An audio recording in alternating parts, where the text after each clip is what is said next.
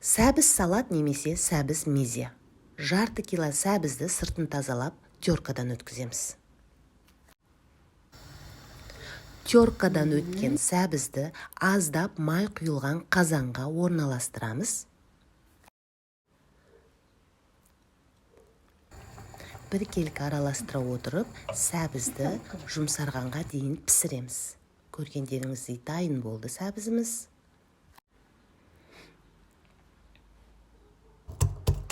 Осы арада 3-4 сарымсақ тісін ұсақтап майдалап аламыз.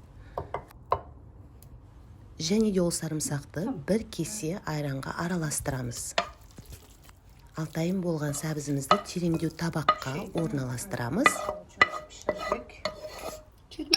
Сарымсақ араласқан йогуртымызды піскен сәбізге араластырып, үстіне 1 шай қасық тұз, жарты шай қасық шекер қосамыз. Tamamdır. Көргендеріңіздей салатымыз дайын. Оны әдемі сервис табағына жайғастырып, ұсынуға дайындаймыз. Салатымыз дайын, ас болсын.